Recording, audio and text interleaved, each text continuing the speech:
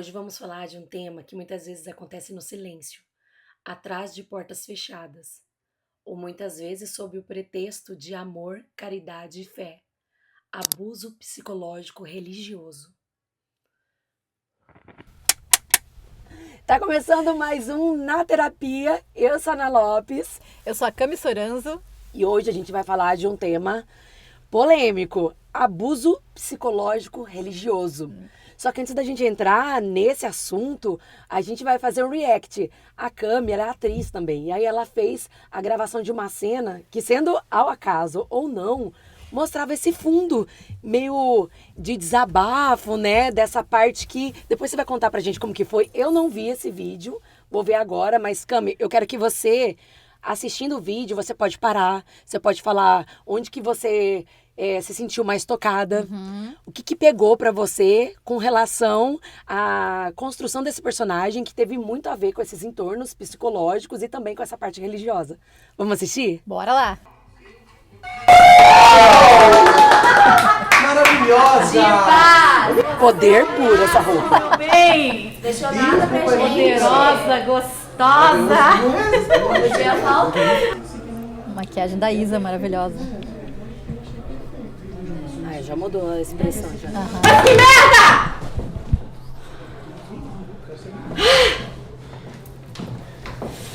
Por que essas imagens não saem da minha cabeça? Eu não aguento mais isso! Eu só quero ser eu. Era uma luta violenta, sangrenta, brutal, desleal.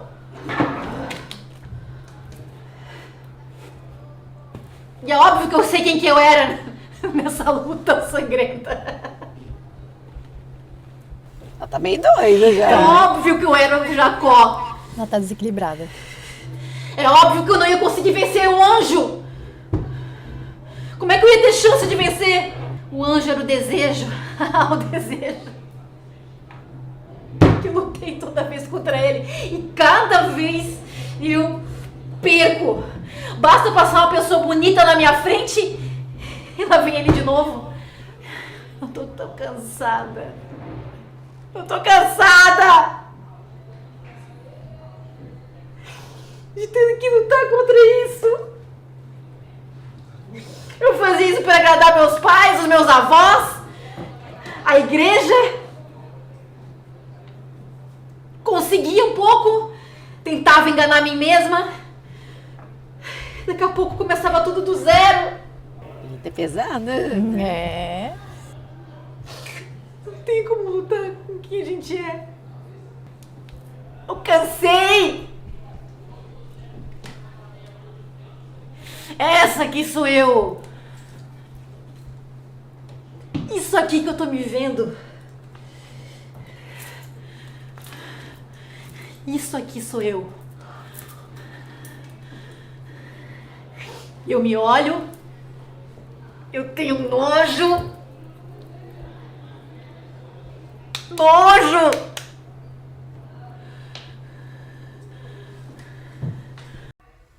Aí. Muito bem. Cami, me fala agora, como que foi pra você fazer essa personagem? O que tava acontecendo com essa personagem? Então, é uma personagem bem densa, como tu viu, né? Ela tem bastante nuances. Ela é uma garota de programa. Então, ela tá saindo de um show, que ela foi a principal do show, foi um sucesso total. E ela chega naquela vibe toda lá em cima, aquele alto astral, se achando gostosa, se achando a boa, porque ela foi ovacionada por todo mundo.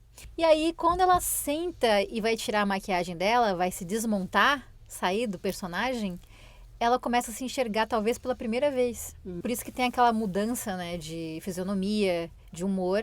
E ela começa a lembrar lá dos primórdios da infância dela, quando ela tinha um livro de histórias bíblicas, o qual ela sempre lia e relia a mesma história, que era de Jacó lutando contra o anjo. Então é um arquétipo ali, é um simbolismo que mostra um homem comum, uma pessoa falha, cheia de pecados, né, e seus desejos internos, lutando contra o divino. que em tese é algo impossível. Por isso que ela fala assim, né? É impossível que o Jacó consiga vencer o anjo. Então, é impossível que eu, sendo como Jacó, humana, consiga vencer o anjo. E aí ela começa a fazer analogias com os desejos que ela tinha, as vontades dela, que ela tinha que suprimir, que ela tinha que se mascarar por conta da igreja, por conta dos pais, da família dela, dos avós, enfim. Sempre ficou essa luta interna, essa batalha de Jacó e o anjo, entre o que ela realmente queria fazer e entre o que ela fazia dentro dela. E teve algum momento que você se sentiu assim mais tocada por ter alguma semelhança com a sua própria história? Sim. Eu tive também uma infância, até juventude religiosa. Fui criada a Testemunho de Jeová. Depois fui para a igreja evangélica, cheguei a quase a ser pastora, fui ministra de louvor, estudei teologia. E antes disso tudo acontecer, nesse meio tempo, eu fui uma jovem, também, entre aspas, rebelde, né? Por assim dizer, porque eu não me encaixava nos padrões sociais. Sim. Então, eu sempre gostei de temas místicos, né? De ocultismo, de astrologia. Inclusive, hoje eu sou terapeuta e também trabalho com astrologia e outras ciências antigas. E era proibido isso na igreja. Questão também de relacionamento era um tabu. Se você namorava, você tinha que casar. Então, tinha todas essas questões assim, independente se você era muito nova ou não. Que tivesse também uma vida voltada para o Senhor, né? Para os costumes da igreja, principalmente, porque acima de Deus eram os costumes que eram aplicados, dependendo da denominação religiosa. E o quão rígida era essa religião? Por que você fala que impactou tanto? Então, dentre várias denominações que eu já frequentei durante a minha vida, a que mais me impactou foi Testemunho de Jeová. Porque, assim, tinha uma série de proibições, então eu já cresci nesse meio e era muito rígido. A Testemunho de Jeová não pode receber transfusão de sangue, não sei se isso mudou porque eu estou muito tempo longe dessa religião, mas não podia receber transfusão, não podia comemorar datas festivas, só Páscoa, aniversário era proibido, então eu não tinha festinha de aniversário, as minhas colegas todas tinham, eu não tinha, e aí eu chorava escondida, porque o meu desejo era ter uma festinha, era ser como as outras. Sim. E não podia ir Natal, a gente até comemorava escondido com a minha família, mas não podia abertamente comemorar Natal, esse outro tipo de data festiva. Os relacionamentos eram extremamente estritos e restritos também à congregação, então tinha que ser alguém ali de dentro. A gente era vigiado e monitorado na rua. Então, se a gente estivesse falando com alguém e algum irmão nosso visse, ele acabava contando para o ancião, que era como se fosse o pastor ali da denominação. Mas de tudo isso, o principal que me marcou, e até hoje, depois de muito tempo de terapia, ainda me marca, é a questão do fim do mundo. Como assim? A gente era criado para o fim do mundo. Ah. A qualquer momento, tudo ia acabar, ia vir um apocalipse. E só os salvos seriam os testemunhos de Jeová, que era um número muito restrito, muito pequeno. E a gente ia ter que limpar cadáver da terra. Então, a gente não era encorajado a ter muitos planos futuros. A gente era mais encorajado de viver o presente e fazendo coisas úteis também que a gente pudesse usar no novo reino. O que seriam essas coisas úteis? Coisas úteis. Profissões que depois que acabasse o mundo continuassem sendo utilizadas. Pedreiro, marceneiro... cozinheiro. Então, as outras profissões, principalmente de artista, desse tipo, não eram encorajadas, porque... Pra quê? E você já teve muito motivo de atrito, então, com sua família ou com quem você convivia por causa dessa questão? Você chegava a falar ou você se reprimia tanto que você não falava nada? Eu questionava no começo, questionava os meus pais, questionava... Porque da nossa família era só eu, minha mãe e meu pai. Eu não tenho irmãos, né? E o resto da família era católica. Então, era muito nós três, assim, era muito fechado. E o pessoal do Salão do Reino, da congregação. Ali, nesse nicho que eu tava, era tudo muito normal, isso era normalizado. E eu não concordava. Desde muito pequena, eu estudava a Bíblia, que era diferente, né? A Bíblia das Testemunhas. E estudava, tinha um monte de pontos que eu não concordava.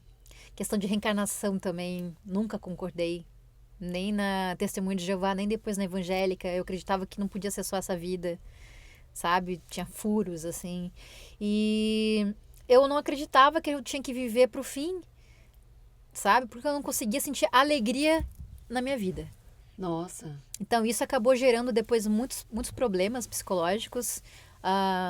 Diversas vezes, com 11 anos, eu já tinha pensamentos suicidas.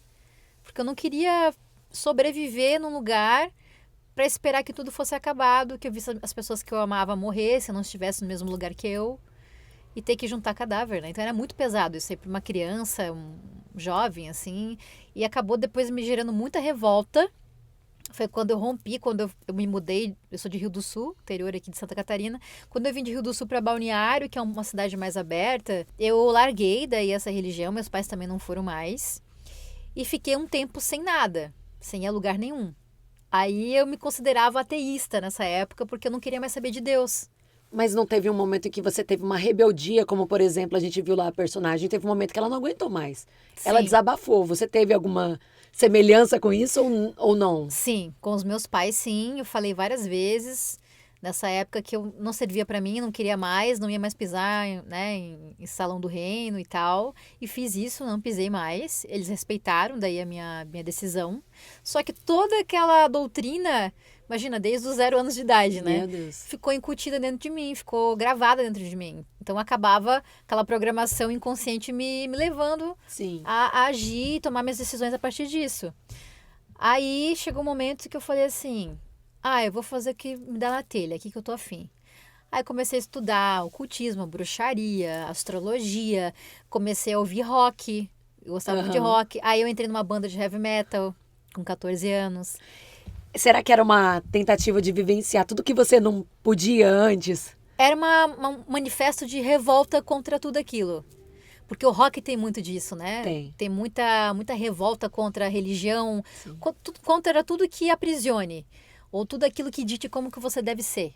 Né? Tanto em termos internos quanto em comportamento. Então eu meio que utilizei essa ferramenta para me dar voz. Foi assim, ó, a pessoa que é muito reprimida, ela chega um momento que ela explode, né? Estoura assim, depois ela volta pro eixo, que foi o que aconteceu Sim. comigo, mas no momento era o que eu precisava para tudo aquilo que estava, né, me aprisionando, me sufocando, eu saí.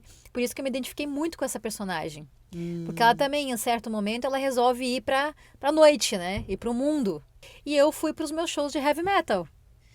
Então lá, acabei indo depois pra bebida, cigarro, né? Maconha. Mas e Isso. quando que você percebeu que isso também não era tão saudável? Onde que você encontrou o caminho do meio?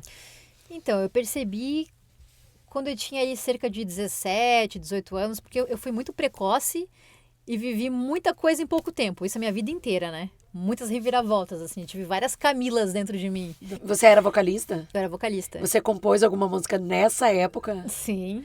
que falava dessa situação que você estava vivendo? Não falava dessa situação, mas falava de temas, assim, conturbados.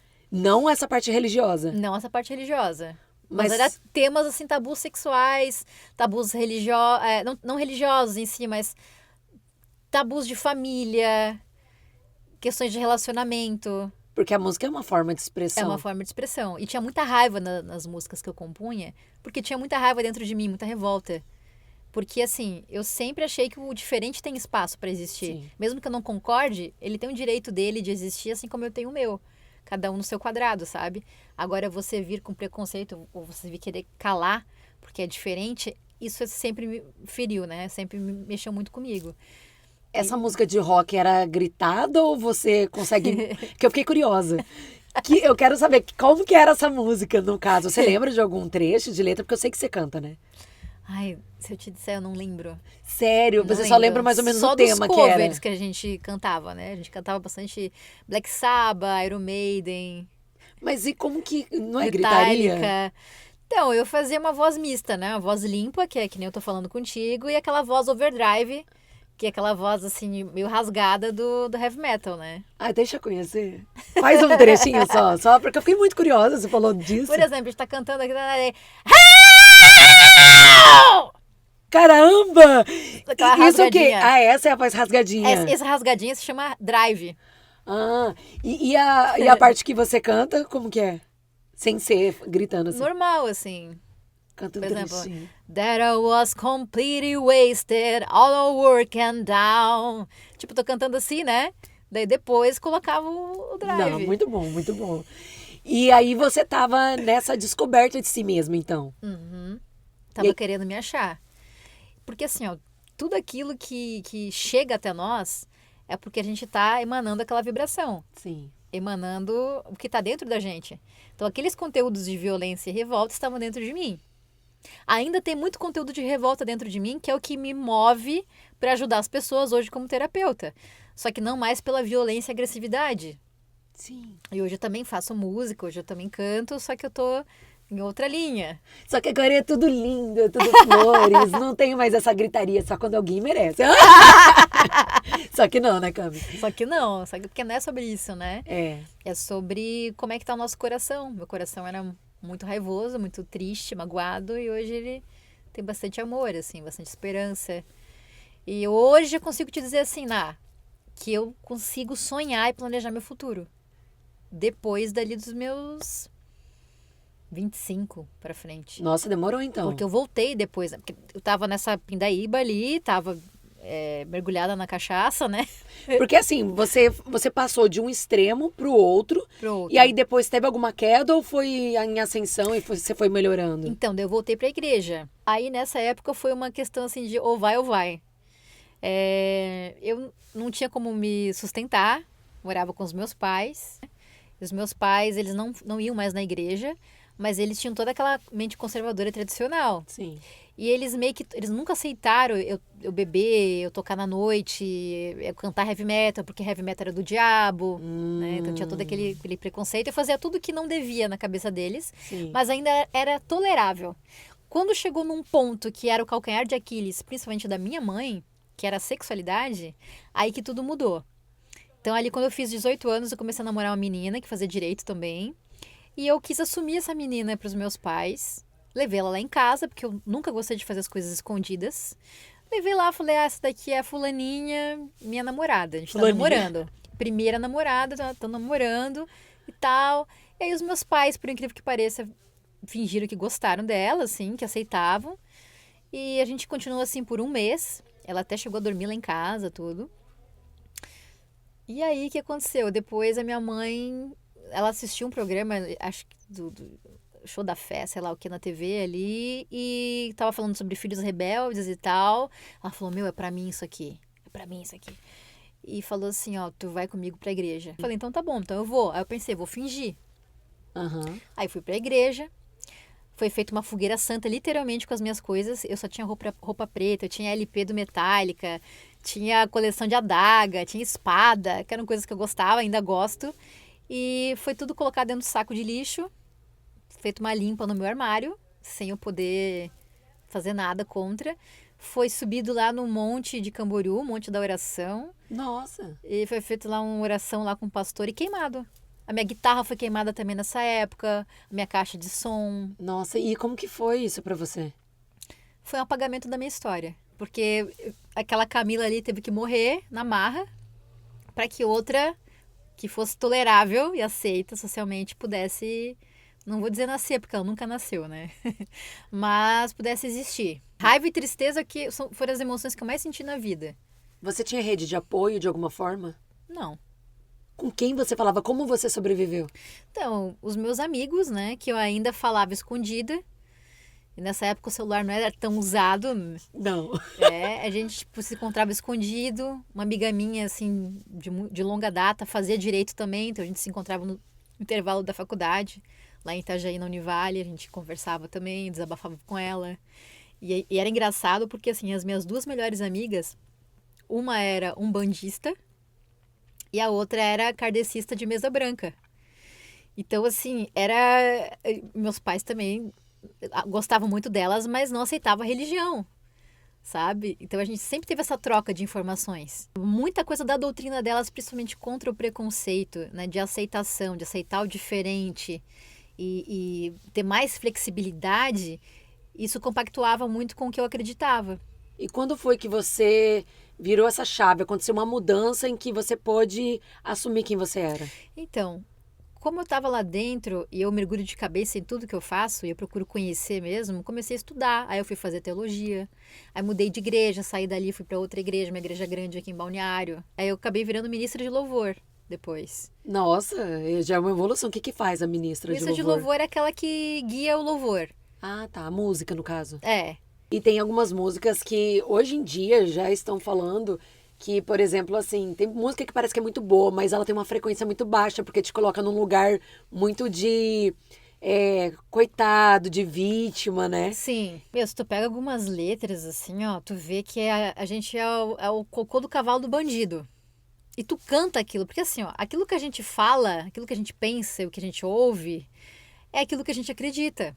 E a gente acaba depois co-criando, né, emanando aquilo ali e recebendo de volta conforme o que a gente tá fazendo, tá manifestando. Então, se eu tô cantando que eu sou uma pobre coitada, que eu sou um pó, que eu sou uma pecadora, que eu preciso de alguém de fora para vir me salvar, ou eu fico culpando os outros, ou culpando não sei quem, sabe? Esperando Deus, esperando Jesus, esperando sei lá quem, o pastor, vir resolver minha vida, eu tiro. Primeiro, eu tô vivendo no vitimismo. Segundo, eu não tenho responsabilidade nenhuma. E terceiro, eu tiro totalmente meu poder. Não existe poder pessoal. Se não existe poder pessoal, não existe também auto-amor, auto-valor. Então, é impossível me amar. Então, aquele negócio do mandamento de amar o próximo como a si mesmo, nunca vai acontecer, porque eu não me amo. Eu nem me vejo.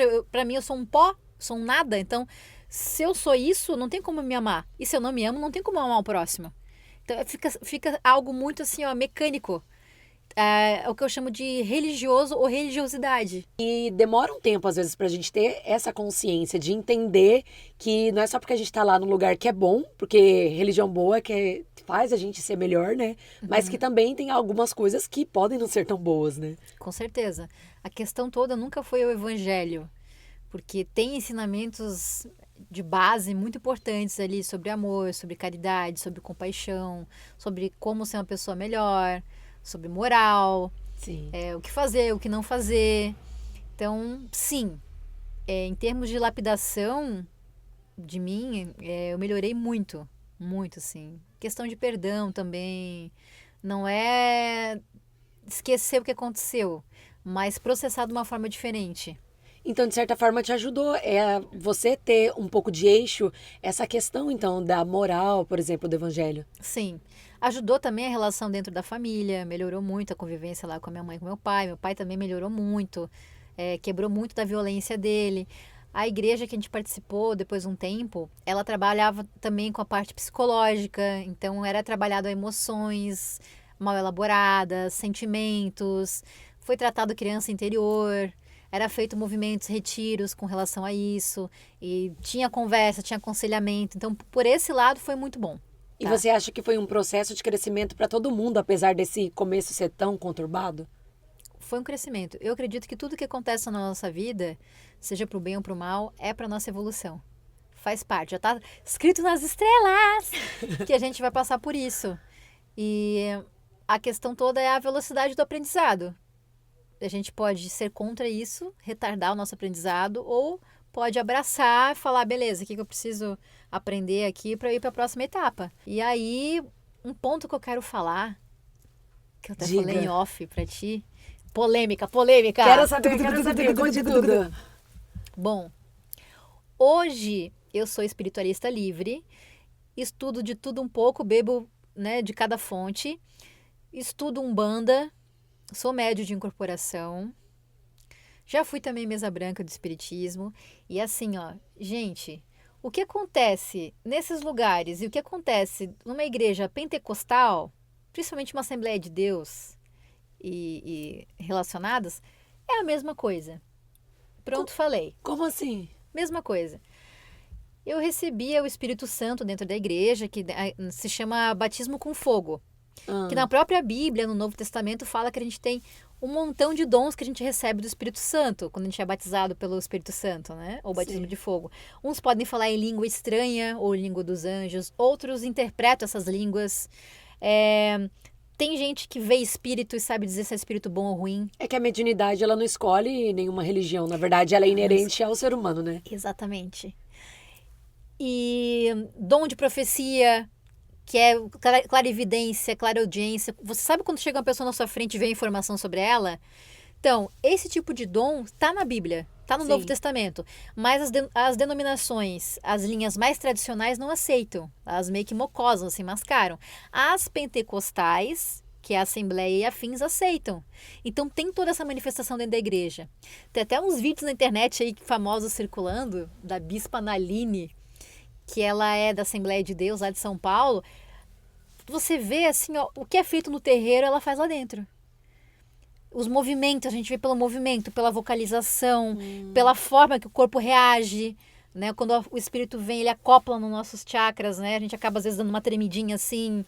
Então, tudo isso ali que eu vejo hoje dentro de um terreiro, ou dentro de um centro espírita, ou dentro de um espaço universalista que tem a liberdade de manifestação espiritual, eu lembro que era o que acontecia dentro da igreja. É porque, assim, quanto mais parece que a gente estuda as religiões, mais a gente percebe que a essência delas é muito igual. A forma pode mudar. Um fala de um jeito, outro fala de outro, mas acaba que nós todos somos seres em evolução e a gente tem muito a aprender, né? Exatamente. E não tem como você proibir ou domar uma força espiritual, uma força da natureza. É impossível. Por mais que você queira dar a tua roupagem, dar as tuas palavras, ditar tuas regras, não tem como você botar a regra em Deus, na manifestação de Deus, né? E quando que você saiu desse contexto de igreja e começou a estudar mais outros estudos, no sentido da terapia, da psicologia? Foi ali nos meus 20 e poucos anos que daí eu saí de vez. Fiquei advogando, fiquei focada daí só na parte material, em trabalho, carreira, dinheiro. Não quis mais saber de Deus, porque eu associava pessoas e religiões a Deus nessa época ainda, né? E aí, no Covid, como foi, a água bateu na bunda de muita gente, bateu na minha também, ali em 2009, 2020. Eu tava, assim, ó, muito mal. Eu tomava antidepressivo, porque nisso eu tinha depressão. Eu tenho TDAH. Tava com uma tag muito forte, um transtorno de ansiedade generalizada. Sofri burnout também por conta do trabalho. Que eu só trabalhava daí, né? Mergulhei de cabeça só no trabalho. E aí, nesse meio tempo, né, eu tomando medicamento e mudei de cidade, mudei de Balneário, que eu vivi 25 anos e fui para Brusque. Tava isolada totalmente, assim, de tudo e de todos. Queria acabar com a minha vida. De novo? De novo, ver essa questão, assim, aí eu cheguei a planejar como que eu ia fazer isso. Nossa. Então, voltou forte, assim, como nunca antes. Fiz um desmame do meu remédio, tomava venlafaxina 200 mg na época, que é um antidepressivo muito forte. E fiz o desmame por conta e que quase morri. Aí, nisso, eu navegando no Instagram, as coisas precisam chegar até nós, né?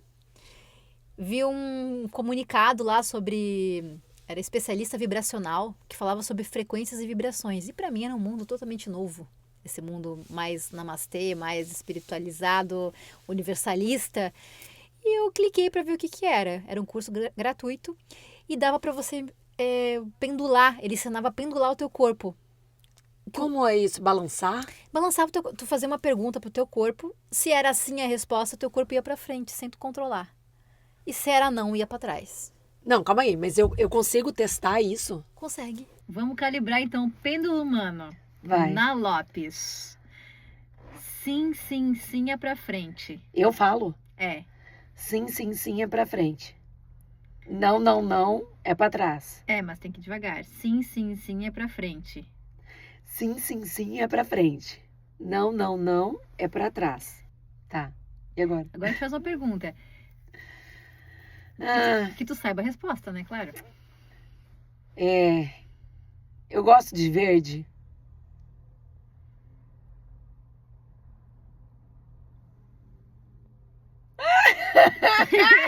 Será que fui eu? Peraí. Tá, eu preciso de mais provas. Qual que é a resposta não? Ah, tá. Você se chama Carlos? Eu me chamo Carlos.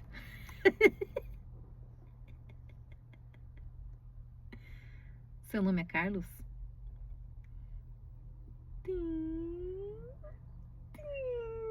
Eu tô indo pro lado! Eu acho que eu sou um pouco Carlos. Carlos! Eu acho que eu sou a Carla. Cara, que legal. Pra mim foi assim um negócio do Padre Quevedo, sabe? Eu achei isso o máximo. Eu, curiosa como sempre fui, queria explorar o que era aquilo. Lógico. E entender também. Porque a espiritualidade, para mim, sempre teve que andar de mãos dadas com a lógica e com a ciência. Então, eu tinha que entender como é que funcionava aquela mecânica. Acabei depois indo para a radiestesia, para o Sim. pêndulo. O pêndulo faz a mesma coisa que o nosso corpo faz. Pêndulo de cristal, pêndulo egípcio de madeira, pêndulo de chumbo, de qualquer outro material. Também tem as respostas. E ele cria vida própria na mesa. Com a pergunta que tu fizer. Eu achei isso incrível. Eu comecei a estudar. Comecei a aplicar em mim, cética total, que ia funcionar comigo, e funcionou. Depois comecei a estudar, uma amiga minha, que vai assistir isso aí, Ju, um beijo, te amo, amiga. Ela, nesse meio tempo, ela foi muito usada também pela espiritualidade, porque ela me mandava todo dia, assim, religiosamente, vídeos de espiritualidade livre pra mim, principalmente sobre reencarnação e chakras. E ela ficava. E eu tinha aquela relutância com a reencarnação, mas era bem o tema que eu precisava me adentrar, né? Que era o que a minha alma queria há muito tempo. Eu queria resposta sobre aquilo.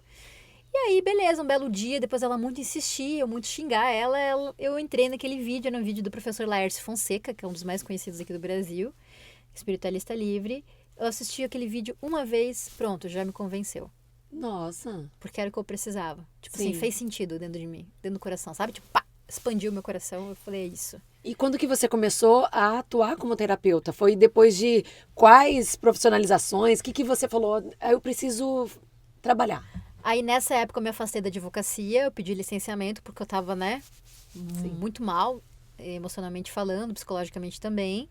E foi o meu tempo de estudo, foi meu laboratório de estudos dentro da espiritualidade livre. Eu fui para tudo que é área que tu imaginar, fiz tudo que é curso que tu imaginar, até a parte dos estelares, que são os povos das estrelas, os extraterrenos, né, os ETs, por assim dizer, e entrei forte nas canalizações, em estudar entidades, fui para um monte de lugar.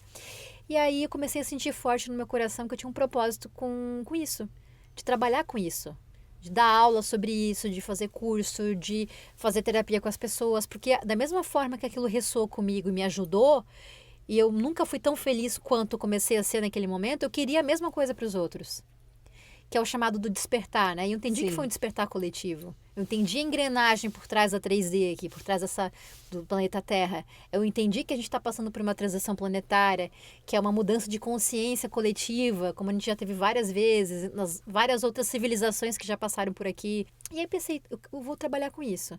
E aí, nesse meio tempo, junto com a parte espiritual, lembra que eu falei que eu sempre gostei muito de psicologia, da parte Sim. psicológica, de entender comportamento e como mudar esse comportamento? Sim. Uma amiga minha, também uma grande amiga minha, começou a falar de psicanálise pra mim. Porque eu não queria, Ana, entrar numa outra faculdade e ficar mais 5 anos, como eu fiz com direito. Eu não tinha mais saco pra isso. E ela falou assim, amiga, a psicanálise ela é muito mais profunda que a psicologia convencional em termos de autoconhecimento, porque você mergulha pra dentro, desde lá das tuas bases familiares, e tu se entende mesmo de onde é que vem teus BOs, os teus traumas, Sim. teus complexos e como resolver. E é um curso técnico, então tu em 2 anos e meio, 3 anos, tu consegue finalizar. Aí eu falei, meu, que massa. E fui atrás.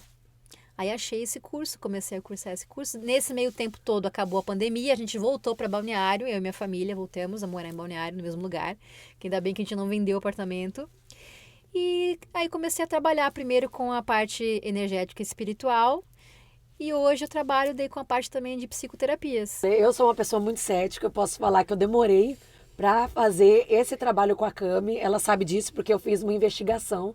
Eu sou muito racional. E eu falava, gente, mas como? Eu nem lembro o tipo de pergunta. Eu achei até que você ia ficar meio bravo, assim, porque eu tinha que perguntar, senão eu não ia fazer uma coisa dessa. Mas realmente é muito interessante, porque a gente... É como se a gente se enxergasse ali, né? A gente vê os pontos fortes, os pontos fracos e qual que é o maior desafio da nossa vida. E a gente enxerga aquilo claramente. Mas uma coisa que fez total diferença pra mim não era saber sobre o mapa, porque quando eu era mais nova eu olhava essas coisas de internet, né? Mas sai muito genérico. A diferença, acredito que seja a interpretação da pessoa que vai fazer. Porque quando a gente tava conversando, nossa, cada hora vinha um insight diferente. E eu pensava, nossa, isso, nossa, é aquilo. E parece que aí eu ia fazendo as conexões. E inclusive foi um período, assim, pra mim de grande mudança, que eu me reconciliei com pessoas que eu achei que nem precisasse. Então, assim, achei que foi muito profundo. Esse já é um depoimento. Gratidão, gratidão. Então, e assim como você, eu também sempre fui muito racional e lógica. Eu queria entender como funcionar por trás. Beleza, teve um fenômeno aqui. Mas como é que tá a engrenagem por trás? Como funciona isso? Tem que ter uma explicação. Tem que ter. E tem explicação. Aquilo que a gente ainda não explica é porque a gente ainda não descobriu como explicar, mas tem explicação. Parece que a gente, na verdade, vive uma coisa muito maior do que a gente possa imaginar. Porque às Yes. vezes, quando a gente fica vivendo só a nossa vidinha aqui, a gente não tem noção da dimensão de que a gente faz parte de tudo, né? Faz parte de tudo, a gente está interligado. E são os acordos de alma, né, Ná? Porque uma coisa é tu vê ali nos canais diversos que tem hoje sobre espiritualidade. Ah, porque você fez um pacto de alma, um acordo de alma, um pacto reencarnatório. Você está aqui com essa família porque você já experienciou várias outras vivências com ela. Tem muito uma louco. dúvida que surgiu agora. Como que é seu relacionamento hoje em dia com seus pais? Eles ainda são evangélicos? Você já contou essa sua visão que você tem agora sobre a vida? No próximo programa, não perca! Não, tô brincando. Então, hoje eles estão também na espiritualidade livre, E como aconteceu isso, gente? naturalmente. Naturalmente. Era para acontecer. Você vê que às vezes a gente força tantas coisas e não é assim que funciona. Tudo tem o tempo certo, né? Meu, tem um tempo. E assim, ó. Eu desbravo os caminhos, né? Em casa. Eu puxo o bonde. Aí a minha mãe vai atrás, que minha mãe também é muito curiosa e muito racional. E por último vai meu pai. Aos trancos e barrancos e meio que tateando, assim. Ele é o mais cético e que mais oferece resistência. Mas quando ele vai de cabeça também. Porque para eles deve ter sido mais difícil, por conta dessa crença mesmo limitante que você sofreu tanto e eles também, de alguma forma, sofreram, Para eles né? também, eu entendi que a mesma dificuldade que foi para mim também era para eles. Eles também tinham os mesmos questionamentos que eu. Com relação a vidas passadas, com relação ao que pode, o que não pode, o que foi mudado na Bíblia, o que não foi, o que eu tenho que seguir, o que eu não tenho que seguir. Só que aí você que foi a desbravadora do caminho. Eu fui aqui, disse, opa, é possível ser diferente, sem negar a Deus, ou sem negar algum ensinamento importante. Então, é possível questionar, é possível fazer diferente. É tudo interligado, não é só a minha que está certa, com as minhas normas, com as minhas regras, mas essa daqui também tem as coisas certas, essa aqui também, essa aqui também, essa aqui também, sabe? Então foi a partir disso e na experimentação conjunta ali que eles foram indo junto. E aí nossa relação melhorou demais, assim, demais. É importante, valorize a história de vocês. Eu sei que pode causar traumas, dores, revolta, raiva, tristezas, como aconteceu comigo, mas procure entender o porquê disso, o por trás. Qual é o aprendizado? Tudo que acontece na tua vida pergunta, o que eu tenho que aprender com isso? E entender que se está doendo, se está sofrendo, é porque eu preciso absorver aquele conhecimento para que depois ele não se repita. Para que ele pare de vir em situações e pessoas diferentes, mas a mesma coisa ser resolvida. Então, esse foi o principal insight que eu tive, tanto na espiritualidade quanto também na psicoterapia. Tem uma filósofa que eu gosto muito, que é a Lúcia Helena Galvão. Uhum. E ela fala que quando a gente vai subir de nível, tá mudando a nossa consciência, vão surgir muitos desafios, obstáculos, como se fosse para mandar a gente para a zona de conforto de novo. Ai, tá muito difícil. Ah, não, vou ficar aqui. Mas é justamente nesse momento em que a gente está tendo a oportunidade de se capacitar para mudar. Porque o desafio vai mudar, mas a gente pelo menos saiu desse lugar para ir para outro, senão a gente não cresce. Exatamente. E dentro da terapia-chave, hoje, da psicoterapia-chave que eu trabalho, que é a TRG, que é a terapia de reprocessamento generativo, que é assim, ó, em termos de psicoterapia, ela é revolucionária, de ferramenta, assim, ela é muito poderosa. Diz assim, ó, que doa como nunca, para que nunca mais doa.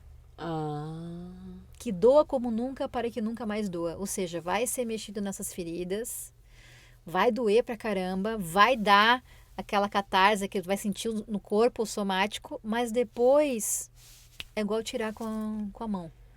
Tu não vai ter uma amnésia da tua história, tu vai lembrar da tua história com detalhes, mas tu vai ver aquela cena como se fosse um telespectador, um observador de fora, e não vai mais ter aquele impacto emocional que te paralisa.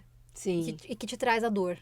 E eu acho que uma palavra importante talvez seja que quando a gente está num momento de adversidade, a gente deva esperar o desespero passar. Eu lembrei muito, eu adoro essa frase que é do Chico Xavier, que ele falava assim que o problema é quando a gente age pelo impulso e não espera passar aquele momento, que aí a gente faz coisas pelas quais a gente vai se arrepender.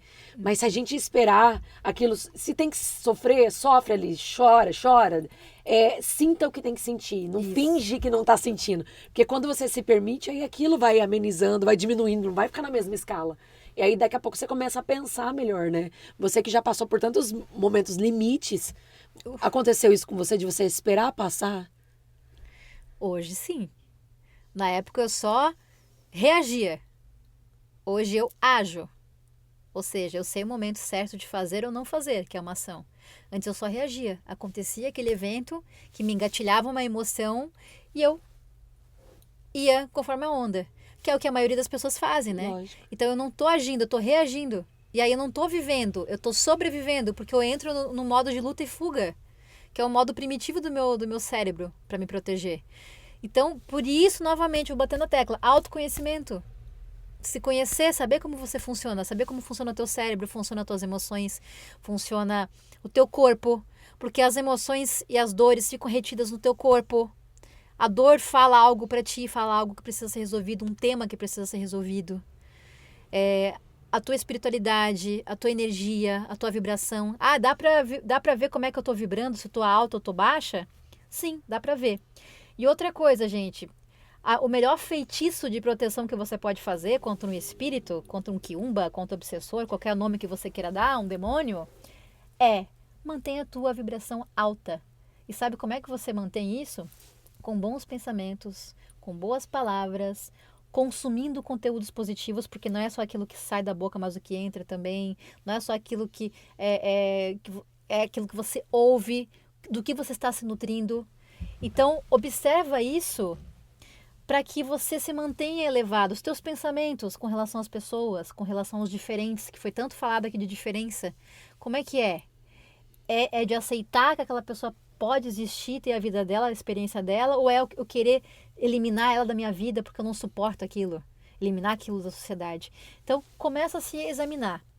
Se você percebe que você, durante o teu dia a dia, está tendo emoções e sentimentos mais nobres, está vibrando mais no amor, na paz, na alegria, na gratidão, na abundância, na prosperidade. Então, naturalmente, significa que você está com a vibração mais elevada. São indicativos, tá? Então, de uma forma geral, a gente precisa se autoconhecer, precisa se examinar o tempo todo. É isso que a Bíblia fala do vigiar e orar. É verdade. É estar atento. Estar atento a quê? A si e ao próximo. É isso mesmo. Cami, eu quero te agradecer por esse bate-papo que foi tão legal, foi tão fluido. E se você aí, ela deu muitas indicações, mas se você tem alguma dúvida, comenta aqui embaixo que tema que você quer ver aqui por aqui também, né? Gratidão novamente, minha amiga, pela oportunidade. Tamo junto na caminhada aí, que teu programa ele alcance muitas pessoas. Até o próximo vídeo. Tchau. Tchau, pessoal.